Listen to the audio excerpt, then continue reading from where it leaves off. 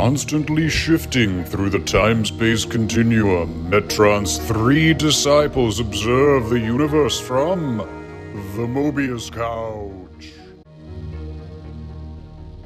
Welcome to Mobius Couch. My name is Joe. I am one of the co-hosts here, and the other two guys with me are the other two co-hosts here. And their names are Patrick. Hey, Patty. Hey, Joe. Oh, hey, man. What's up, man? And Alessandro is here, too, my second co-host. Hey, Al. How's it going, buddy? Nailed the awkward intro that just falls. We're not actually buddies. That's why it's awkward. I mean, we just, every one of these episodes, we just come in hot with screwing up timing. Which is like, welcome to Mobius Couch. We don't know what we're doing. Just makes it seem like we don't know each other or what we're doing. We're a comic book podcast, and we cover all kinds of nerd shit, mostly comic books and sometimes movies and sometimes television shows. Our good old buddies Tom and Mitch are back at it again with a new book called Strange Adventures. And by new, I mean it's on issue 10 right now currently. Doc Shaner is the other artist. Oh, yeah, that's correct. I don't think we mentioned this. We're talking about issues 1 through 6, the first half of this run. So only 1 through 6. Yeah. That's what we're going to cover. So again, currently it is on 10, but we're not going to get there. So I'm getting a little Army Hammer from him. Okay, yeah, 100%. Yeah, are you? I feel like Mitch went out of his way to draw him like that. All right, okay. So that's interesting that you say 110. Would you say 110? 100%. I don't know. I agree. It's interesting that you went above 100 because I was unsure, but it's clearly Olivia Munn, right? Oh. No? Maybe. I see that too, because there's also a scene where Adam texts his wife that he wants to rip her ribs out and eat them. So I get the Army Hammer similarity. Before we get into the issues, do we want to give kind of a general impression that we each have of the series, what we've appreciated, like overarching opinions on it? I have been enjoying it a lot. I do like the mystery element. I like the him and her dynamic is very, I think I've mentioned this to both of you on text before, but it's very kind of House of Cards, like a political couple working together to achieve whatever success they're looking for in this world kind of vibe. And the wife is sort of set up as like the saying of behind every great man, there's an even greater woman, like Theodora to Justinian I, that kind of vibe of like, she's in the background, managing him, pushing him forward. And so I kind of like that dynamic they've got going. And the sort of mystery element of, I mean, this isn't a spoiler because we're going to get into it, but how did that Ran war end? Yeah. What happened to their daughter? Who murdered this fan that kind of triggers everything going off? So yeah, I like all that aspect. And it also, I mean, it's pretty different from Mr. Miracle thematically, but it does have a similar construct of like setting up this, of really establishing the celebrity identity of the superhero and how they manage that as opposed to their sort of heroics. I also, as separate from how they're heroes, they are actively managing their celebrity. Mr. Miracle went into that a little bit as well. And this is I think the dichotomy of the artwork and that like lends itself to that too. The fact that another artist is drawing the stuff when they're on Ron versus like on Earth really lends itself to like, this is a separate, like how you view him on Ron is almost completely different from how you view him on Earth. And they're over illustrating that by giving it to illustrators. And I'm like, I really like how they chose to do that. Yeah. So I wanted to point out that kind of similarity to the Mr. Miracle atmosphere, I guess, that they're still going with here. But it still feels distinct enough. And I've been enjoying it. So that's my general take. You want to go, Penny? Yeah. So far, I feel like Mr. Miracle the artwork was great, but I felt like the storyline from the get-go was really interesting. And I feel like in Strange Adventures, it's kind of been the reverse where, I mean, I think issue 6 is where I've really, it's really piqued my interest of what's going on. But I really enjoyed the artwork where you had one artist doing the past, what was happening during the war, and then you had the other artist doing the stuff that was happening in the present day with more of what was going on with the politics and the investigation and everything. I agree with that. It's definitely been a slower build. Like with Mr. Miracle, you're thrown right into the story with him like having tried to commit suicide or maybe succeeded. We never really decided, but like just like that, you're just like thrown into the story. This one's more of like, hey, how's it going? I'm at a bookstore, and like it's slowly like, and you're cutting back to the war, and you don't really know even why you're watching the war yet. It definitely is a slower build. I was intrigued right away just because it's done well, but like you're right, the mystery takes a little longer to like build up. I haven't really read. I wasn't like a huge fan of Adam Strange back in the day. Like it's not like I've like read a ton about Adam Strange, but the one storyline that like stood out in my mind was this JLA story where they go try to help him for like 2 issues. It's a pretty quick story. I think it's like 2 or 3 issues, but it's like he captures the Justice League and he looks and seems like he's the bad guy and he's a complete asshole. And they're like, what the fuck's wrong with you? We're your friends. You know, like this whole like feeling of like, well, I thought we could trust this guy. Like what's going on with him? Blah, blah, blah. And then it turns out like he captured them so he could like free them and then like help him free his planet or whatever. And I was just like, oh, okay, that was an interesting twist on the, like what was going on. And I can't help but notice all the similarities in this storyline. And I'm like, does everyone just think Adam Strange is an asshole, or is he always an asshole? Because like that's what I take away from this. Like Mr. Miracle, I was like, scot-free hero. He's the guy I'm following. I care about him so much, you know, like from the minute I started reading the book. Adam Strange, I'm like, am I supposed to like you or hate you? I can't tell. And like the whole time I'm like, his wife seems like she's being lied to. I don't really understand what's going on, you know, like kind of thing. And it's like all these like unsettling things. And then there's like more mystery about what's going on with the war happening. And I have this weird feeling of like, I want to keep reading and I can't wait to keep reading. And I really hope there's that twist moment of like, I'm not pure evil. This is what happened for real. But like, is that going to happen at this point? You know, like we're far enough along where kind of questioning. Yeah. I think it's kind of an interesting take on a hero, but that's sort of the impression I've always had of him. So like not that far off from the regular for me, I guess. Yeah, I think that might just be his in-universe character, because I mean, Yeah.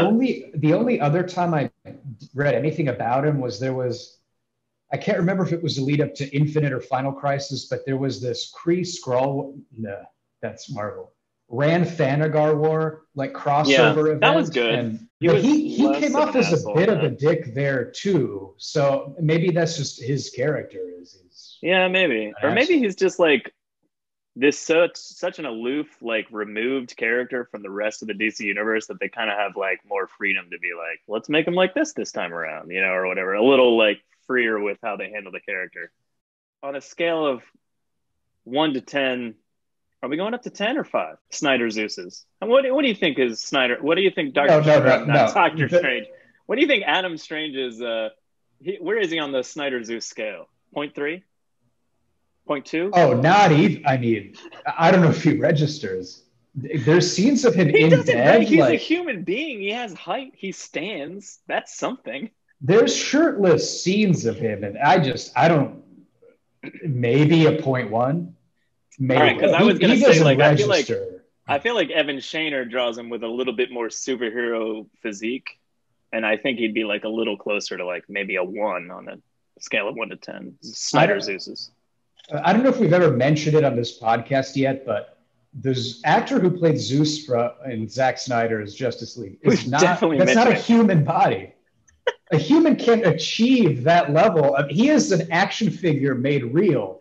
It's CGI. It cannot be a real person. Look, to bring us back to Strange Adventures, Adam Strange, you look like a great guy. I mean, seemed like a nice guy. He's not a Snyder Zeus. I mean, nowhere near.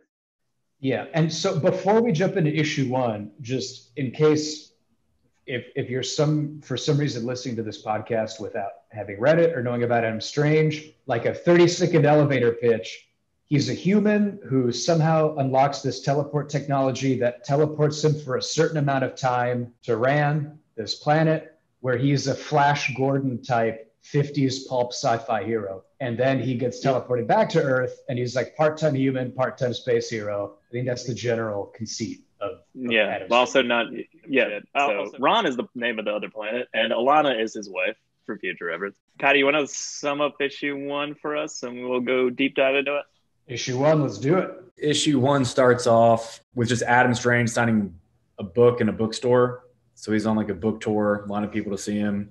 And the book itself is called Strange Adventures. And you find out that he's this war hero from a space war, and he saved his planet. And now he's on Earth because the same villains that attacked his planet are coming to Earth, and he's there to help them. So he kind of starts off as this lovable war hero. And then he's in line signing books one day, and this guy in line starts screaming at him, saying that he's a liar and he did all this horrible stuff in the war.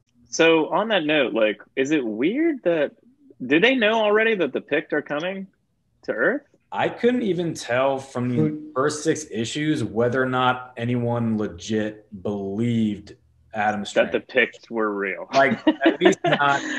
Actually, I completely agree with you. Like, even when we're watching all the flashbacks and you know it's real, and he's going like, it's super serious. It's like a big thing. It's going to happen. I was like, is this going to like, nothing's going to show up, or is this going to be like, I think the book does a good job, because honestly, up through issue 6, I still don't know what's real. I mean, we get these sort of ostensible flashbacks, which we're sort of supposed to trust, but like they're messing with timeline, but also people actively lying in each timeline. So it really just sets up this kind of overall atmosphere of I really don't know who's telling the truth and what's real.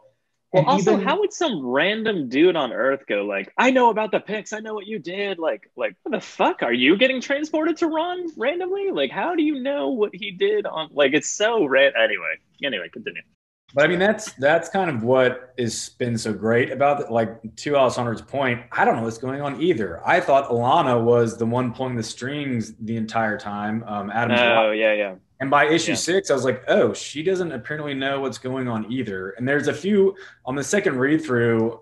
Well, just to back up for a second, I do think Adam Strange is the embodiment of kind of where we are culturally in America, where he has so much clout with the media and the public loves him so much that even the Justice League saying he's under investigation is kind of causing backlash against the Justice League. On the Justice League, yeah. The actual heroes that they all know and they've saved the Earth countless times are going like, hey, we're not saying he did anything wrong, but we're looking into it and we're kind of worried about it. And they're all going, and the media is just like, sounds like he's a war hero. Like, fuck off, guys. And you're just like, that's fucking Superman. Like, it's not just like, anyway. Yeah, I mean, one point, just plot-wise, I wanted to make is, so Adam Strange himself actively asks the Justice League to investigate him. But he specifically, and that's why it's so freaking interesting, he specifically asks Batman, and that makes sense, and the public would accept that, because like, it's Batman. And then Batman is like, I'm gonna farm this out to a third party. Yeah, so Batman says, no, I'm too close to you, so I can't investigate you properly without there being bias. So he calls him Mr. Terrific, and that's who we see at the end coming to introduce the third smartest man. I love what they're doing with Mr. Terrific in this book. It is the best Mr. Terrific I've ever seen. Oh, he's awesome, yeah. Issue 2 is more Mr. T centric, and I really want to talk about that because I love everything about Mr. I'm going to call him Mr. We'll T get into because Mr. T. I'm more intimate with him than you two, so I'm going to call him Mr. T. But I love everything about this guy. So should we do a quick intro to who Mr. Terrific is? I mean, how much time do you want to waste on the third smartest man? He's the third smartest. Wait, who are 1 and 2? Lex and Batman? I believe who are 1 and 2. Okay, so we all agree those must be 1 and 2. Yeah, they are. No, they are.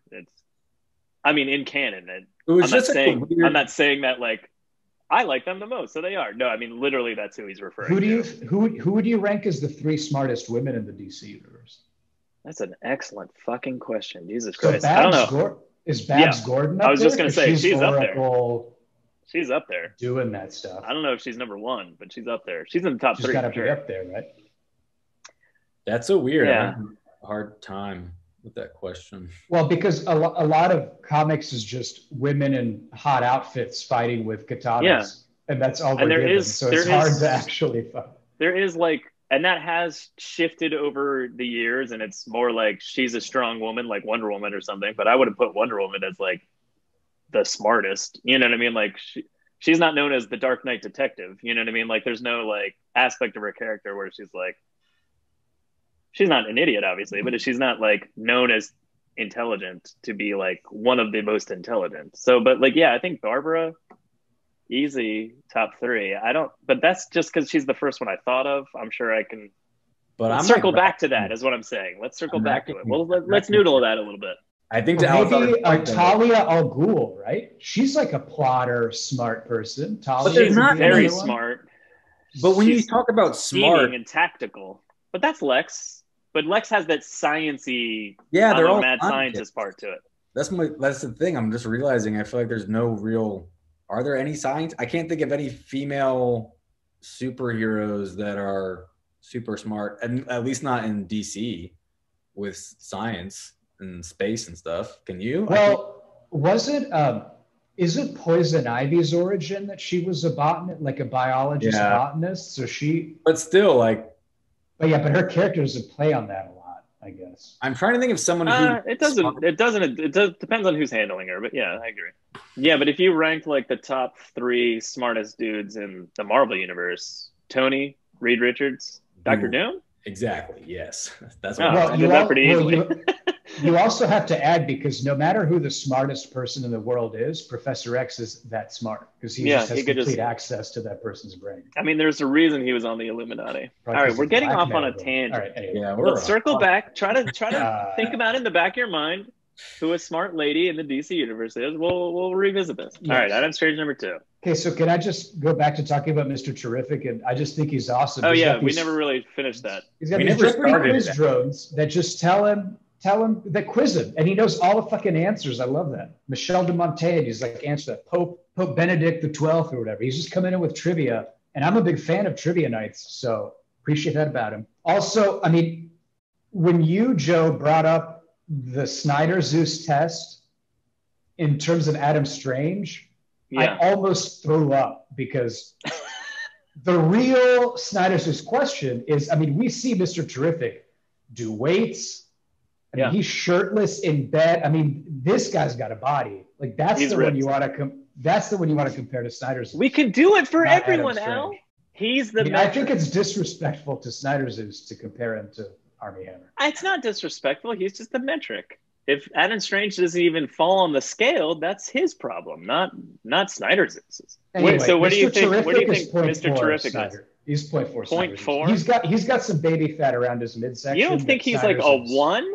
Oh no! I mean, open these comic pages. He's got. I mean, I think I'm like a 0.2. Patty's a 1. I mean, Al, you're like a 0.3. I'm a 0.2. Well, I guess we just have Patty's a 1. I guess we have different scales. The nicest thing anyone's ever said to me.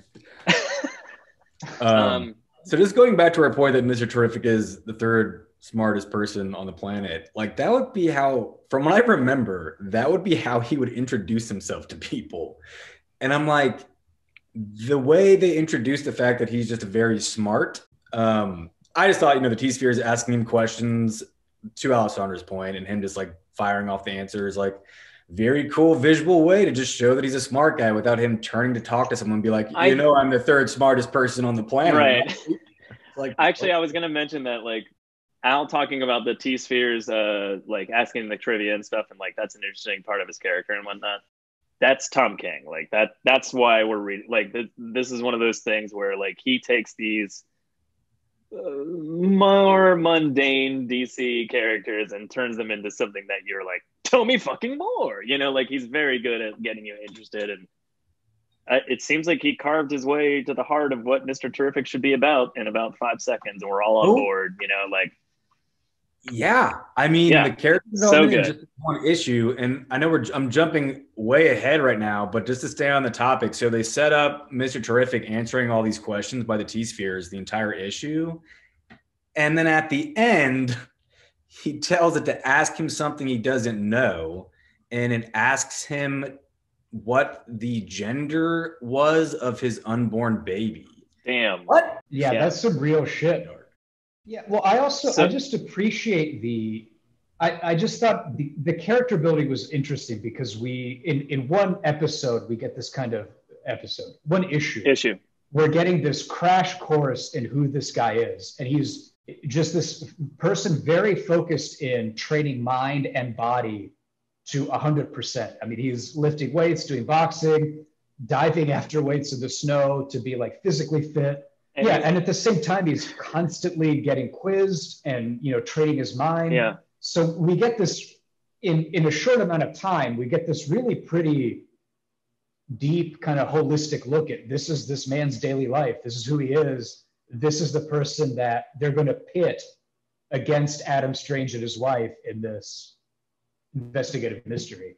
And then, right, to Patrick's point, in all this kind of surface level character exploration of like, this is his daily routine, this is what he's like, we then get hit with this bomb of, you have an unborn child, you know, you had an unborn child or whatever. I mean, it's it's just an interesting wrinkle to be like, imagine an unborn child.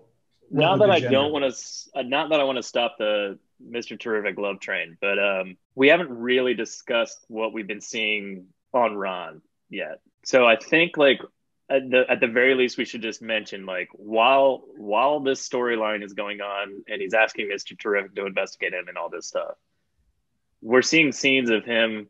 It's very reminiscent of Mr. Miracle in the sense of like, I'm going to go fight while you take care of the baby, you know, like, and we don't see everything. And he's jumping back and forth between like regular life and a war, which is like very much this book. But like the key to this book, and I think that what makes this character, Adam Strange, interesting in that respect is that every time he goes back, the war has progressed. Worse shit has happened. Like they're in a bad position or like they're spread thin and they're losing.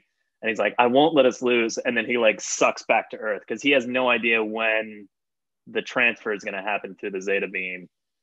And it's like one of those things where it's like, that's kind of heartbreaking because like he'll like show up and his wife will run up to him and be like, oh my God, this is what's going on. And blah, blah, blah. Like, we're going to die. And he's like, I won't let us die. I swear on my daughter. And you're like, oh, fuck. You know, like, and then it's because, you know, obviously at this point, we know something fucked up happened with his daughter. But like, it's just really interesting this seeing what's going on the planet and then cutting back to Earth and just seeing Mr. Terrific be like, yeah, I'm going to get ready to investigate this guy. I'm super trained in my body, my heart, my mind, you know, like kind of thing. You know, just thought we should be like, hey, this is what we're seeing on this side too. Yeah, and to go back to that. I'm glad we circled back to Mr. Terrific, though. One other thing about Mr. Terrific, though. I don't want to stop the train. I just wanted to mention. Now, when we move that train forward again. You couldn't stop the train if you wanted to. We're now talking about Mr. Terrific. Terrific train. When Mr. Terrific asked the T-Sphere to tell him a question he didn't know the answer to, did he know that was what the question was going to be? Because he's so smart? I think so. Yeah.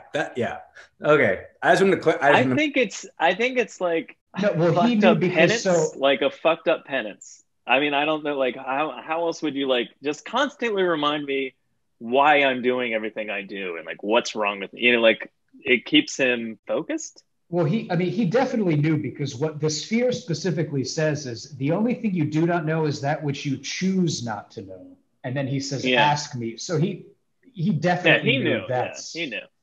Because this is a man that we've seen from mathematics to philosophy to history, has studied it all, knows all the answers. So he would know the one thing he chooses not to know. So he definitely knew that question was coming. Or an aspect of the relationships going on here is that Alana like clearly loves the fuck out of this man to the point where I think as we've come to see later on is that like when he says like, that's it, there's nothing else to tell you. Like, she's like, okay, I believe you, you know, cause like, he's just doesn't lie to her. Like, that's just not like, that's the person he's presented her his entire life that they've had together. Like she literally, like, I just cut forward to a scene where Terrific is talking to Batman, cut scenes kind of thing. But then what's going on in Ron is like Alana's jetpack gets hit and he's just like, go limp. And she's like, oh, Adam, like you got me again, you know, like you're always here to save me and shit like that. And it's just, she literally says that, and you will save me, you know, kind of thing. But like, it's just an interesting, so the Ron scenes right now are setting up like this ridiculously deep love that they share while simultaneously setting up how Mr. Terrific's about to rip that apart. Well, I want to push back on that a little bit because I interpreted that a little differently. So I agree that in the flashbacks, it shows a very romantic, passionate love between Oh yeah, the two of no, them. that's what I'm talking about. Yeah, But in the specifically present tense, it very much feels like a much more kind of business transactional relationship that they. It a seems celebrity much relationship, less. like they're together, like two celebrities would be, and they're just like, let's just do this for the tabloids and kind of thing. Yeah, that's kind of the relationship I'm seeing in the Mitch G present day stuff, much less so than right in the flashbacks. Right, It but very so much these is, are right, but the flashbacks are showing like what got them to that point, I think. And I think we're kind of beating around the bush sort of in a way of kind of going like, yes, Mr. Terrific is the one who's like, I think this is happening, blah, blah, blah. Like you need to brace yourself for like the fact that Adam might have been lying to you. But I think she's known for a while, like hence the tear, from issue 1 kind of thing. Like, yeah, so in the present tense scenes with them, I think she's known that something is wrong for a long time, kind of thing.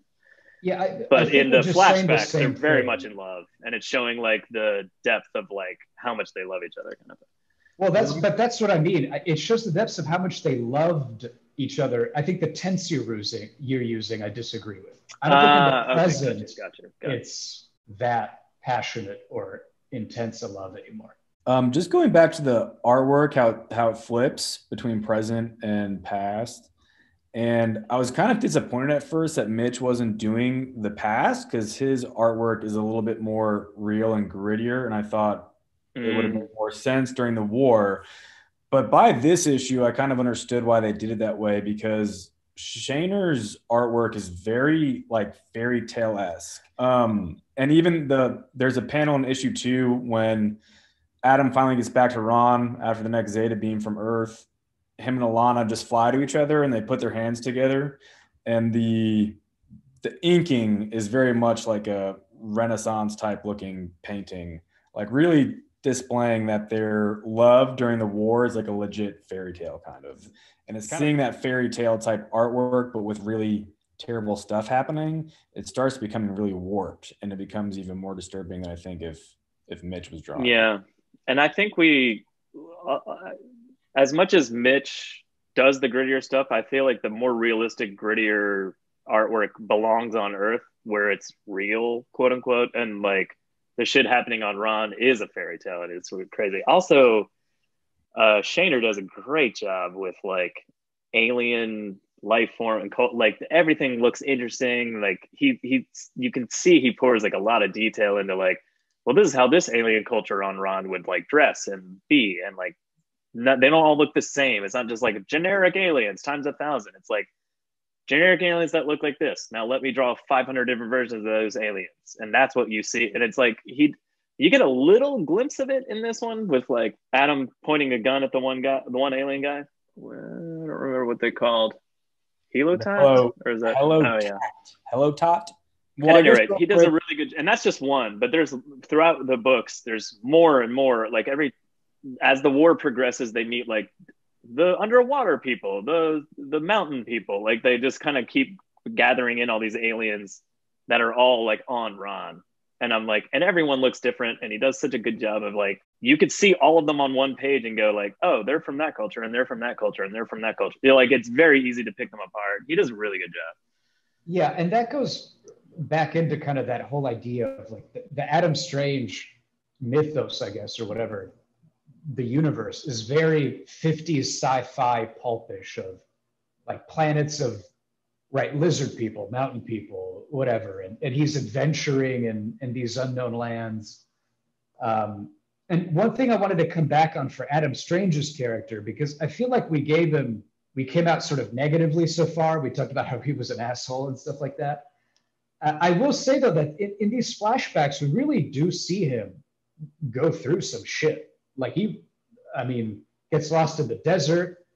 In issue 2 and 3, he's dueling lizard people. I mean, he really is it's a struggle and this like suffering. He's doing it all in the service of like we do see all of Ron united behind this like one invasion force, the Pict, and it's like fucking brutal. Some of the shit that they go through in the flashbacks is fucking brutal.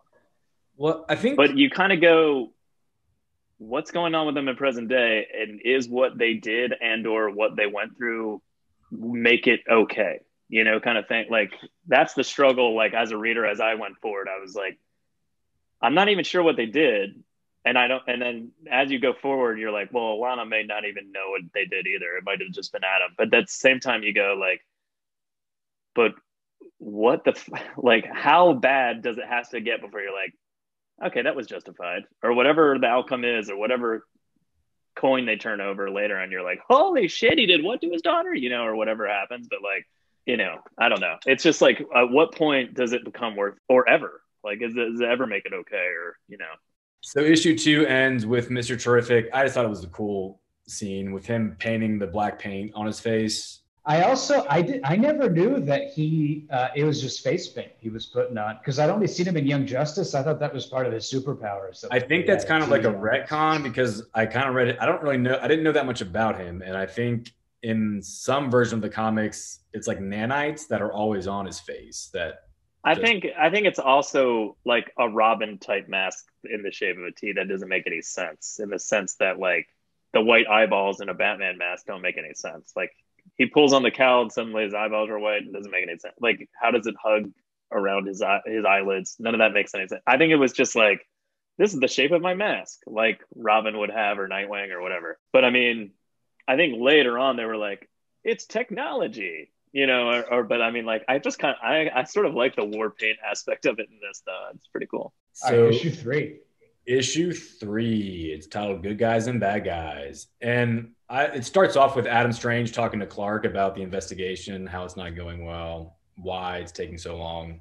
And it's kind of funny because... Wait a minute. He's talking to Superman. Who's Clark? Clark. Oh, my God.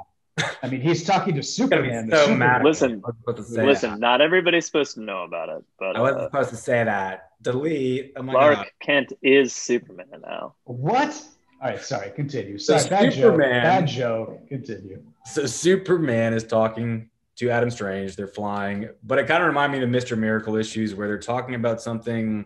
There's really insane stuff happening around them, but they're talking about like work stuff. Like, you know what I mean? Like, they're flying on the way to fight some giant alien, and Superman's like, looks kind of Brainiac-ish.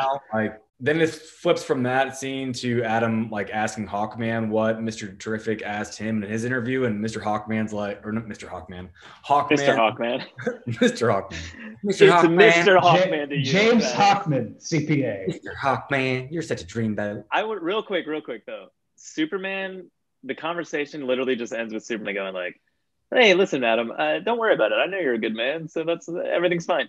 And it's just like one of those things where you're just like, God damn, Superman, you're so goddamn naive and adorable, but like so naive. Good. To me, it sounds like it's kind of a play on kind of your normal everyday work relationships. So like, imagine if it is, something weird was happening in your personal life and you went to work and you're like, hey, Tim, look, can you help me out here? Like, something happened at home. And your coworker would just say like, oh no, you'll be fine. Don't worry. You're a great guy, Tim. But then walks away to do his own thing.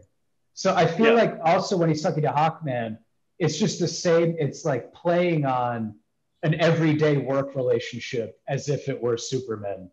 And it's like he's legitimately under internal investigation, and the other police officers aren't supposed to talk to him about it. And he keeps asking him about it though. Great. At the same time, like they're like, hey, listen, man, like you asked us to do this, like. Stop involving me. Like, I'm not even supposed to be talking to you about this. Can we just fucking kill these aliens? Like kind of thing. Like, there's a lot of that going on. So one thing, issue 3, this was just the issue where Adam goes up against the head best warrior of the Hellotat, which is the reptile tribe. And they have this ritual where if you fight one-on-one combat, if Adam kills this reptile leader, he becomes the leader. So he's trying to recruit them to the army. So this is where Adam's behavior, to me, started becoming very desperate and not very heroic or honorable at all, because the Hellotat pretty much beats him. He slices him, poisons Adam. Adam is hallucinating. He trips, and instead of killing him, he shows mercy, and he gives Adam his sword.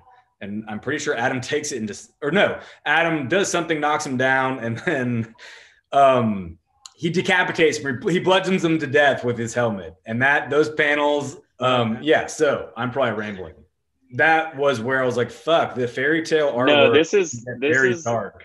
You're not rambling. That is fucked up. So basically, the scene what you're describing is like Adam Strange basically says like, "I'm finished. You can kill me now," and then dodges out of the way and just pieces of shit. Like he basically lies and says, "You can kill me now. I'm done," and then that's when he surges forward and beats the crap out of him, dodging the kill strike. Yeah, we're definitely seeing it's shaky ground at best in terms of like, holy fuck. And not only like, and yes, and this is a fight to the death, and he was poisoned and he had been stabbed and he's dying and everything. And I get how desperate that can be. But like, he does just bludgeon the fuck out of this guy, like just with a helmet. Like it's vicious and it's violent. And then you're like, and after that, he's like, I win. And you're like, God damn, but at what cost? And I think that's the point. Like every time we see him in the war, it's like, God damn, but at what cost? Like you're winning, but at what cost? You know, like it's just, it gets worse and worse. Yeah, we're definitely seeing kind of some stains start to show on his knight's armor or whatever, so to speak. That the first few issues is very much jetpack, perfectly clean superhero suit, zapping away bad guys, being a hero. And we just see him kind of degrade more and more into an actual kind of like a war veteran, like grizzled, suffered through stuff, been hurt, relying on misdirection and guile to, you know, maybe isn't winning the honor fight, but is winning the actual fight. Like we just start to see him compromise on ideals already. And to Patrick's point, I mean, that it just becomes really clear in that he pretends to be beaten just so that he can use subterfuge to then bash this lizard in. And I don't even know. the art style, which I don't know if it was subterfuge so much as I think part of him did give up and he was like done. And then maybe at the last millisecond, he's like, no, I can't give up. And he like freaked out. And like, that's the part where it's like, at this point in time, it's still gray area. Like was it subterfuge or had he like genuinely just been like, fuck, I'm over, you know, and then just like suddenly surged and been like, no, I can't be over. Like everyone will die. My daughter will die. Everyone I know will die. And like part of him comes back and finishes the fight viciously and horrifyingly. At this point in time, I'm still giving him the benefit of the doubt, going like, maybe he's still being honest. Maybe this is like actually how it happened kind of thing, you know? Maybe. Issue 4. Well, no, we missed the best part of issue 3 is the confrontation between Alana and Batman at the pool. And that, I don't think I said it earlier, but I wholeheartily agree. Alana is my favorite character in this entire book. Very much like Big Barda. Big Barda she's got very strong like Emma Frost vibes. Yeah. Alana's badass in this book, which is funny because like when he gets to the flashbacks, eventually you see this in the flashbacks, but like in most of the upfront flashbacks in the first few issues, she's very much like, Adam, you're here. I love you. Let's fly around and have a bit. And like when you see her on Earth, you're like, God damn, you're cold and this is awesome. I don't know. Eventually she starts doing shit in the flashbacks. You're like, oh, okay. That's the Lana I know from Earth in the present day. Good job. You know, kind of thing. But she's awesome on the Earth scenes. In the Mitch Gerads scenes. Yeah. So she gets out of the pool. She's all looking all sexy and everything, and she's going to towel off, and she realizes someone's spying on her. She pulls a gun, and it's fucking Batman. And I mean, that's what he does. He just creeps on people. But she barely reacts. She's like, "Oh, it's you." And so they have a fun banter back and forth. But the crazy part to me of that scene is at the end, there's like paparazzi taking photos of Batman confronting Alana. And they're released to the public to make the Justice League look bad. So it almost implies, we don't know who's behind the paparazzi tipping them off, but it almost implies Alana. Right? Alana tricked Batman. She has to be a genius. Well, at the end of book 6, we're going to get to how she ranks with the smartest people in the world. She has one of the coolest quotes. She's not from Earth, so she doesn't count. I have a very serious question about Batman and his entire use of time. You're a very busy man. You're Batman, right? You do all the things that Batman does. How much time do you spend just standing waiting for someone to notice you? How long was he standing there? 2 seconds? 30 seconds? The Is he that answer good? Is he that good? So he's that efficient? So he knew exactly when to stand there for her to notice him? So Joe, this is a work of fiction, and how long? It's just what Batman does. Like, 3-4 you're not minutes supposed to actually count how long you'd have to wait there. He just is there. The scene opens and he is there. This is drama. That's just how it works. He also uses a time turner. They covered that. I knew it. I knew there's some fucking. God damn it! Everything's a rip off of Harry Potter. Issue 4. So we start off with Mr. T showing up to Ron to continue his investigation of Adam Strange. The Ranians aren't too forthright with information. I'll tell you that right now. No, they aren't. This part I found really interesting, and I think like part of it is the bureaucracy that he's going through, and part of it is like, holy fuck, is this like a planet-wide cover-up? Like, do they all know what Adam Strange may or may not have done? Like, you know, like it's kind of interesting because this is so on that note, Patty, when we're talking about like how long the mystery takes to unfold, when we got to this part, that's when I was like, okay, what the fuck is going on here? They won't give, all he's asking for is like simple information, like just give me this information, I'll read it and I'll get out of your hair. And they're like, oh yeah, the library is, but first check into the hotel first. Have you seen the pool? You know, like kind of shit like that. And you're like, what the fuck, man? It was it was very bossing say from Avatar: The Last Airbender. Yes. That's a very good parallel. So it starts off with Mr. Terrific visiting Ron, and like Joe said, it's very bizarre, and it seems like they're hiding something. It's very Sardath isn't there to greet him. He was supposed to be like, he's 1000% hiding somewhere. He's hiding from Mr. Terrific. So, but then it flips from that to back to the past so this is after Adam's been hit by a Zeta beam, so he's back on Earth. He can't get back to Ron, and it's like right at the peak of their war. And he's going to how Superman. Interesting dichotomy with the art, though, because now it's a flashback, but it's on Earth, and the current day is on Ron. But Mitch is drawing the current day stuff. So it's not even like Mitch is drawing the Earth stuff. He's just drawing the current day stuff. So it's kind of interesting to see the flip-flop of like, well, now he's back on Earth, but I'm going to draw it. And now Mr. Terrific is in the present day, but now he's on Ron, but Mitch is still going to draw it, you know, kind of thing. It's very interesting how that works. Well, it was just a very cool, sleek way to tell the reader, we're in the past, now we're in the present. Without having like the little dialogue saying 10 years earlier, current present day, 10 years in the future, like having that. It was just a much more natural way to do that transition. Yeah, so Hal Jordan, the Green Lantern, and Adam have a beer. And at the end of it, he says, fuck you, Lantern. You know, walks off. Yeah.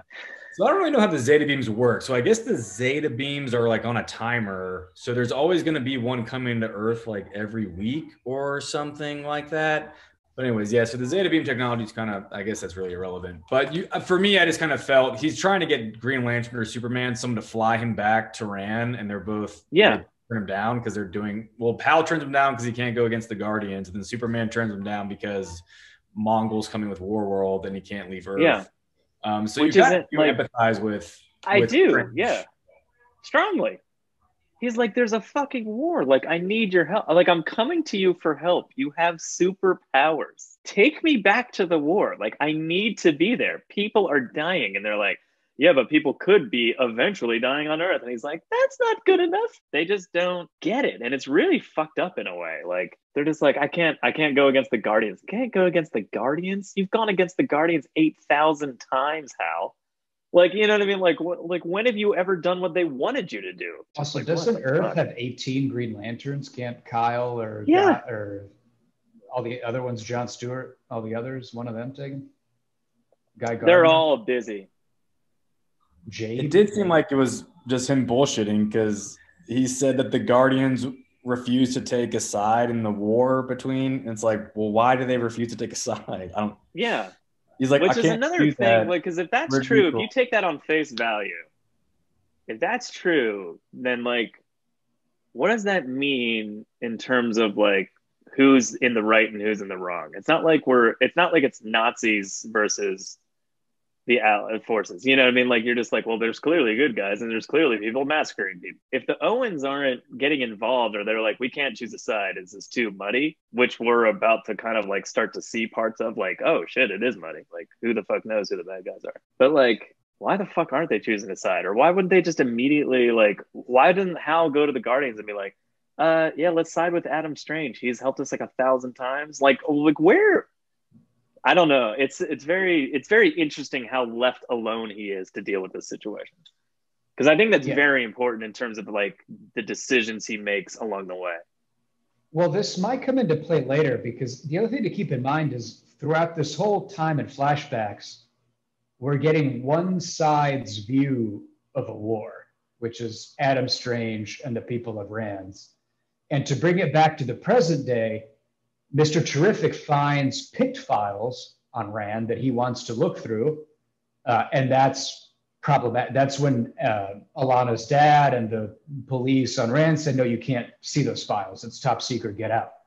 So, also, this guy that he's talking to behind the counter it reminds me of Loki's issue or episode number 1 very much. Yeah. Well, look, any space age... no, it's just the bureaucrat behind the bureaucracy. desk, like talking to like a superhero. It's very funny. I'm like, oh, it's very funny. That's very much like what I just watched on Loki. Anyway, continue. But right, so going back to this idea of why won't the Guardians take a side and all that, well, so far in this comic, we haven't heard the picked side, and we still haven't because Mr. T was blocked from finding out. So perhaps we'll know more in future issues.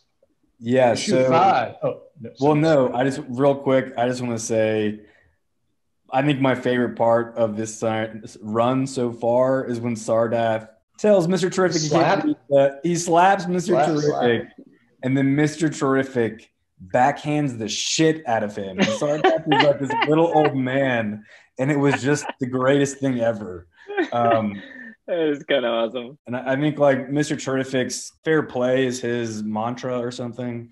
So he makes like a little quip about that. Also, before Mr. Terrific slaps Sardath, which is funny as shit, the soldiers come into his room and he just beats the crap out of him with the T-spheres in like 5 seconds. And I was like, that was kind of awesome. Like, he's trained his body to be Batman basically, and then just goes, yeah, just do it for me. They just beat it, like it's just metal balls zipping around the room beating up soldiers. I was like, that's fucking cool. Look, this series is a great look for Mr. Terrific. I mean, he's doing real good. Is a great use for him. It's the best version of him by far that I've ever read. Not that I've read a ton of Mr. Terrific stuff, but I love everything about his character in this.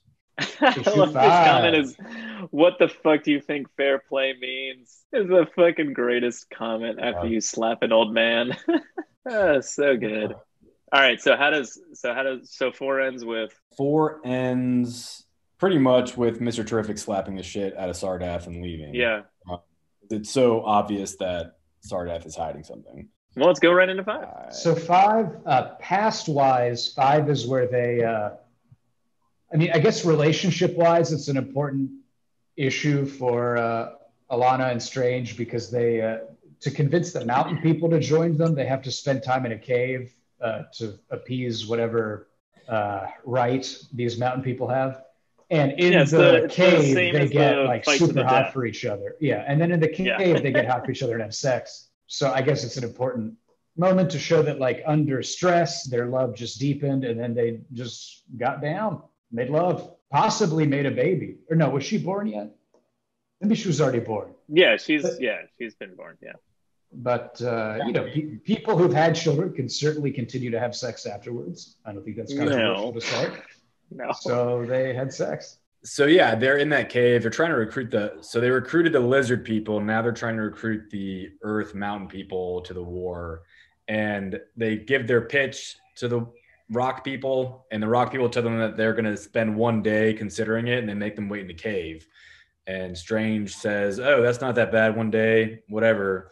And Alana says, no, they measure the days by the way the Earth shifts, because they don't see the sun. So 1 day to them is 1 month.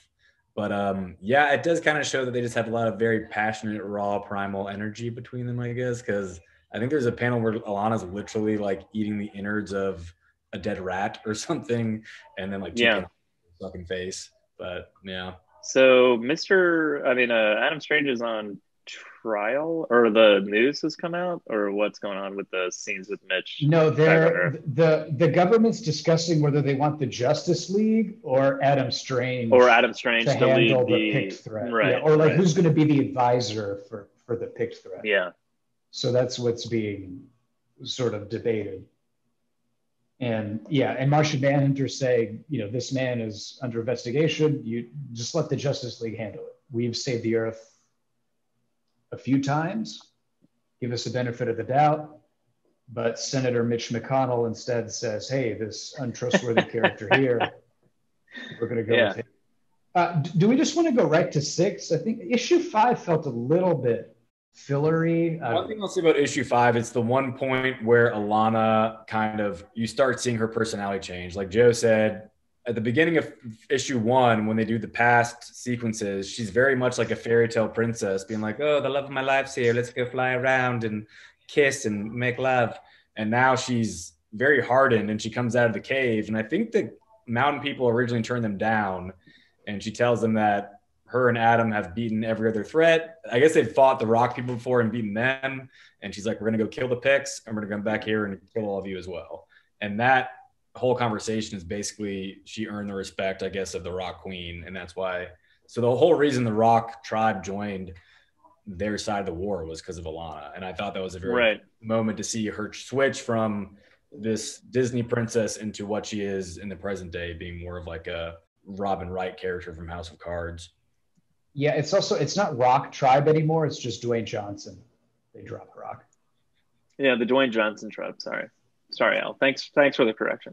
Issue 6. So issue 6 is pretty interesting because it focuses heavily on Mr. T and Alana having a conversation, which is really interesting because that's when kind of the rift that we've alluded to earlier between Alana and Adam and the kind of doubts she's had really come to the forefront. And she mentions, also, you know how 4 ended with them about to talk issue, and you were like, issue 5 is kind of a slump for me, like, because that's all you want to see is this conversation, and now they're finally having it. So really issue 6 is this conversation. Yeah. And she mentions a certain battle after which or a battle in which Adam was captured, and she's not sure what happened, whether he was tortured or what, but he came back from that battle, and she says was a different man. So you can kind of see that maybe that was the beginning of this sort of change in their relationship and the structure there. I would agree completely, yeah.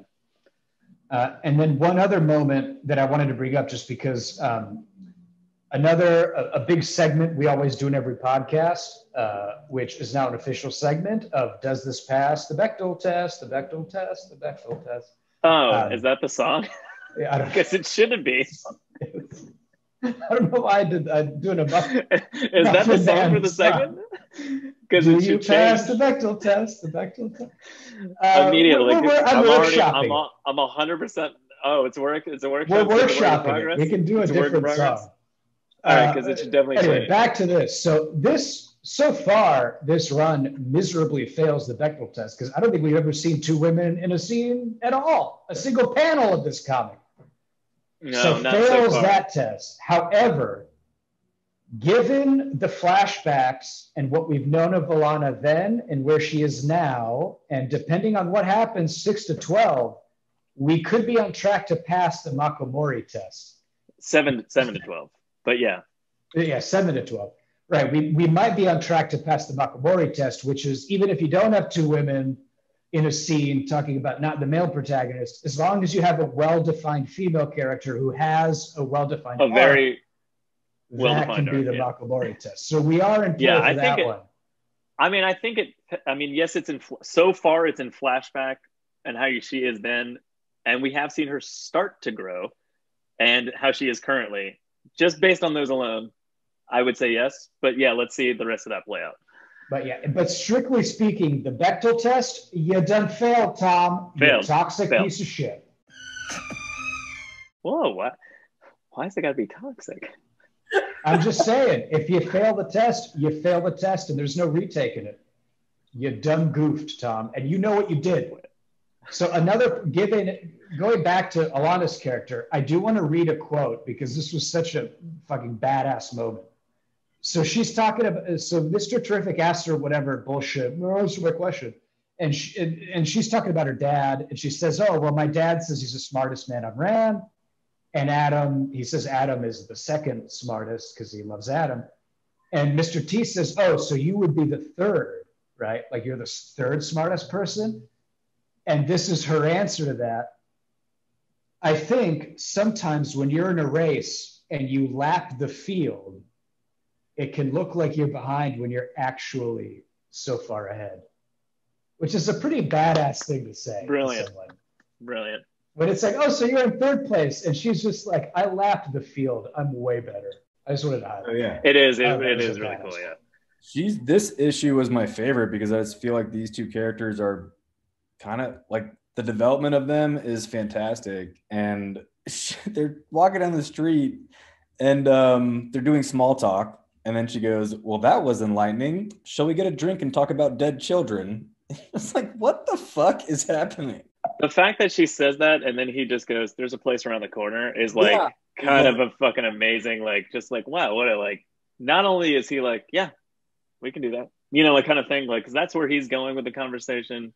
I also liked because there's a real kind of, it's sort of the past and present mirror, in that the past is Alana and Strange together and fighting in the war. And again, just like really being together in a lot of those panels as they fight the war.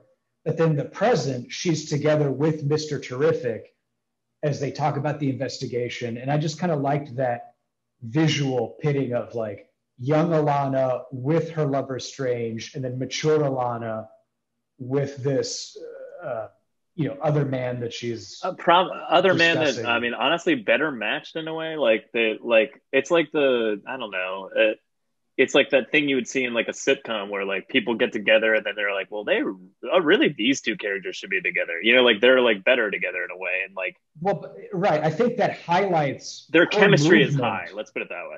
Yeah, but I think that's meant to highlight her movement away from Strange, right? From when they were agreed completely, young and in love to now. So I thought that was really, it was a cool visual prop to what we were complete and total side note, and this is really just about the art in general, but like, and kind of hitting on what you were saying, Al, about him being like a pulp hero from the 50s and like a Flash Gordon type character. I fucking love, one, how devastating his pistol is, like when it blows someone's head off or something, but like two, every single time he shoots it, the sound effect of pew pew comes out of his gun, and I like just something so disarming about the sound effect that's happening when he shoots his gun compared to the effect that his gun is having on other alien life forms. And you're just like, God damn, so weirdly funny and yet dark at the same time. It's very interesting. Anyway. And the comic ends with Adam sort of being dragged away, which I think is earlier in the comic, she mentioned he was captured at the Battle of the Rocks, and that's what he changed. So it ends with kind of him being captured and setting up, I guess, a later revelation of what happened. I just wanted to highlight, because I liked the way it ended. I mean, it's hard to do this on a podcast because it's not visual, but I like the way the art is set up with like, it does such a good job of describing movement, even though it's static, right? But this idea that in one panel, the two of them are lying side by side, and in the next panel, you see him having been dragged away, but like you kind of really feel the motion of him being dragged away. So I just wanted to highlight that little, that was there's another moment there, and it kind of goes back to something I said earlier, but like there's a picked soldier strangling Alana, and again he goes pew while he shoots him in the head, and then he's like, are you all right, Alana? Like he's like really out of breath and he had just murdered somebody, and he like kind of collapses, and they sort of like look out over what I can only assume is thousands of people dying because there's like blasts coming down from the sky, and she just goes, oh, Adam. Like before she got a little ding in her rocket pack and almost fell, and he's like, I got you. And she's like, oh, Adam, you're like, I love you. You're my savior. And like this scene is like someone's literally strangling her to death on a battlefield, and then he blows their brains out. And then they're watching like as laser beams are just rocketing into the earth, like ripping apart God knows how many people. And they're like, she's like, oh, Adam. And I'm just like, Jesus Christ, that's fucked up. Another quick plot point that's kind of a key that we get is when Mr. Terrific's asking her about the daughter's death, she mentions that there was no body, that they just made a monument to her, but that there wasn't a body. Yeah, I don't know. Yeah. I don't think we thickens. but or maybe we have. But Mr. Terrific is 100% convinced that their daughter, that they keep saying is dead, is not dead. We don't know what that means, but he's confident that she's still alive one way or the other. I think and it kind of goes back to issue, I guess, I think 4. Which one was Mr. Terrific on, Ron? 3 or 4? Anyway, 3 or 4. There's little bits. 5 minutes ago. Listen, I can't remember things from 5 minutes ago. I can't either. Like there's little like hints. The Pict aren't even like what we think. Like it's not only just like there's the mystery of like, what the fuck did Adam Strange do? Is it that bad? What is he doing now? Like, why did he do what he's doing? Like, like what's going on? But there's also this like weird, like underlying thing of the way when Mr. Terrific was on their planet and was like, why can't I see the things that they wrote? Like, why am I only getting to read it from your perspective? It was this, I think there was like an offhand comment maybe that he's made that he was like, well, this language isn't that hard to understand, like, or something just simple like that. I don't know. Like there's this weird underlying thing. Like I'm kind of waiting, and maybe I'm completely wrong, but I'm sort of like waiting for the Pict to just be like, not a real threat at all. Like maybe Zardath did it and they're just Ronians or something, like with hoods on or something. Like I feel like it's just like, I'm kind of waiting for the Pict in general to just be like a completely fake threat that wasn't real, that was like somehow constructed to like get all of Ron behind the humanoid people on Ron, meaning Zardath and Adam Strange. And I don't know that if Adam Strange would even know that. Yeah, I definitely think something's coming with the Picts because, again, A, we've heard nothing about their side. And then B, they seem to be some weird mixture of sometimes they have spears and they're riding lizards, but they also have Gundam mech robots and spaceships.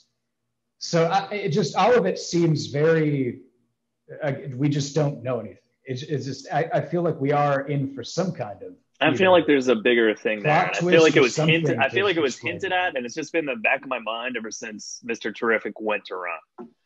One other thing I want to touch on in this issue, and it just goes back again to, I think they're doing such a beautiful job of developing Mr. Terrific's character and fleshing him out, because they do go to that bar to talk about their dead children. So Alana, they flesh him out. They flesh. Okay. Mr. Terrific, Alana tells him what happened to her kid. She asks him what happened with his fiance wife and the unborn baby.